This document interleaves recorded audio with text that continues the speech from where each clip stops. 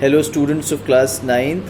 Here we are going to start chapter 6, improvement in food resources. See, we completed two chapters. First chapter was cell and second chapter was tissues. I hope you all have understood those two chapters. Now as per your syllabus, we will start chapter 6, which is improvement in food resources. Okay, and chapter 3 and 4 and 5 would be covered afterwards. Okay, so let's start now. Students, food resources, there are basically two types of crops.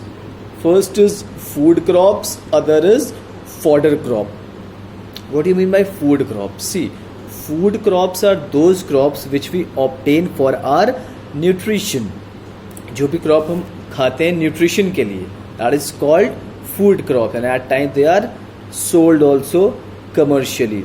Like for example, there are different cereals, pulses, legumes, vegetables, fruits that are grown for our consumption. That is called food crops. Okay, cereal crops like wheat, maize, rice, your leguminous crops like pulses. Okay, and these are grown for your nutrition. Okay, then what is fodder crops? See, fodder crops are those crops, students, which we grow for livestock, for animals. Okay, you see, people, some of the people have made it their profession of rearing the animals and cattle, and then selling their products like milk, meat, eggs. Okay, so those group of animals which are taken care of by a particular group of people are called livestock. Okay, in normal layman language we can say जो जानवरों को खाना होता है, what are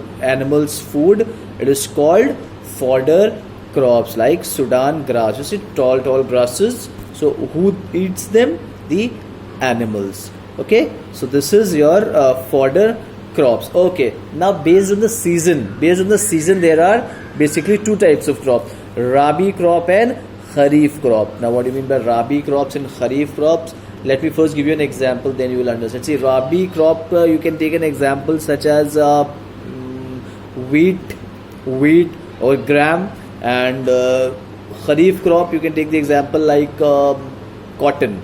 Okay, so what are actually these crops? See, rabi crops are winter season crops, which are sown in winter, and then they are taken out from the land in summer season. So basically that month is November to April. Like I gave you an example of wheat, so that means wheat crop.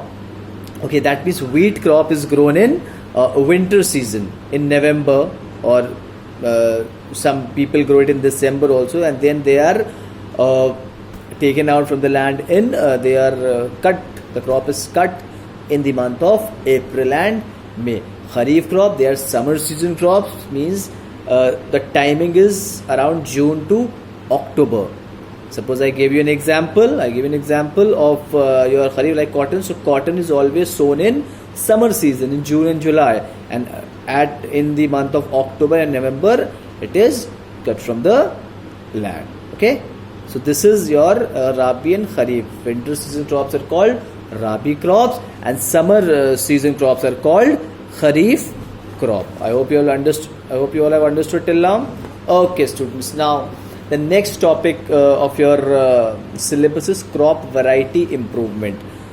Crop variety improvement means applying techniques to the traditional crops so that these crops can be grown in a large amount. You see, modern techniques are more effective than the traditional techniques. Why? Because modern techniques, they yield a large amount of the same crop which we used to grow from traditional methods. Okay, so basically what are the objectives of crop variety improvement? The foremost objective of crop variety improvement is high yield. If you are growing any crop and if you are applying modern techniques in that particular piece of land, you're giving it to the farmers, so the first objective would be that your crop should be available in a high yield after applying those techniques. Okay, second is improved quality, means the crop which you are growing, if you have applied those techniques for crop variety, it definitely should be a better quality than the previous one. Okay, then the third objective is resistance to crop variety, resistance to undesirable traits. Like for example, there are certain crops which are very prone to diseases, जिनमें बहुत जल्दी बीमारी लग जाती है, कीड़े लग जाते हैं. So if you apply modern techniques, that new variety should be free from any particular type of disease. The next objective is maturation time, means the crop should be grown in a lesser amount of time as it used to grow before. Okay, there are several other advantages also, but basically there are 4-5 main objectives. First is that high yield should be obtained. Second, the quality should be improved. Third objective is it should be resistance to undesirable traits, diseases.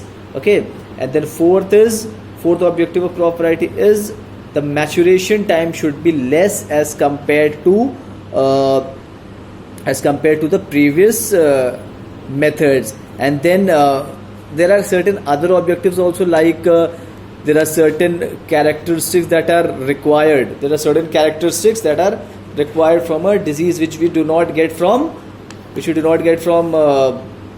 say old techniques. So you should get from these techniques. Now next is macro and micronutrients. Students, see, macro means anything which is in greater amount, and micro means anything which is in lesser amount. Okay, so macronutrients are those soil nutrients which are required by the plant or the crop in large amount, while micro are those nutrients which are required by the plant in less amount.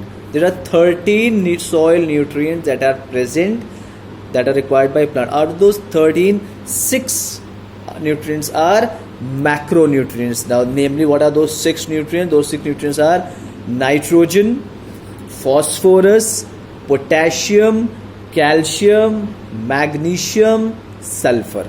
Okay, these 6 nutrients are macro, while rest like boron, copper, molybdenum, iron, manganese, they are micronutrients. They are required by plant in lesser amount. If whatever amount they are required, if you provide these nutrients in that amount, you will definitely have a high yield and a better improved quality. Okay, in the next class we'll study some more topics. Okay, in the next video rather. Okay.